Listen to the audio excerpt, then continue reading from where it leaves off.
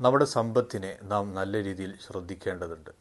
ഭൂമിയിലേക്ക് കുറഞ്ഞ സമയത്തേക്ക് മാത്രമായി വരുന്ന നാം അള്ളാഹു നൽകുന്ന സമ്പത്ത്, ആ സമ്പാദ്യം ആർജിച്ചെടുക്കുമ്പോഴും വിനിയോഗിക്കുമ്പോഴും നല്ല ശ്രദ്ധ പുലർത്തൽ അനിവാര്യമായിരിക്കുന്ന വിഷയമാണ്. നാളെ ആഖിറത്തിലെത്തുമ്പോൾ എവിടെ നിന്ന് നീ സമ്പാദിച്ചു, അതല്ലെങ്കിൽ എങ്ങനെ സമ്പാദിച്ചു, എങ്ങനെ നീ ചിലവഴിച്ചു എന്ന 2 ചോദ്യങ്ങൾക്ക് മറുപടി പറയൽ അനിവാര്യമായിരിക്കുന്ന വിഷയമാണ്. അതുകൊണ്ട് തന്നെ പ്രിയമുള്ളവരെ, പരിശുദ്ധ റമളാനാണ്.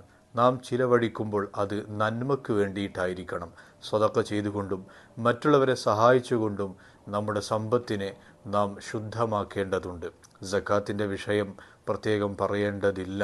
സമ്പത്തിൻ്റെ സക്കാത്ത്, നമ്മുടെ മാലിൻ്റെ സക്കാത്ത്, അതിൻ്റെ കണക്കുകൾ ചോദിച്ചറിഞ്ഞ് മനസ്സിലാക്കി അത് കൊടുത്തുവീട്ടാൻ നാം ശ്രദ്ധ പുലർത്തേണ്ടതുണ്ട്.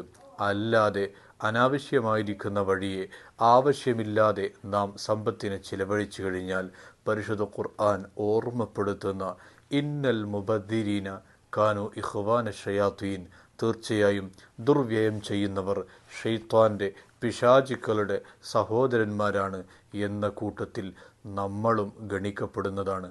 അള്ളാഹു കാത്തുരക്ഷിക്കട്ടെ. ആമീൻ യാ റബ്ബൽ ആലമീൻ.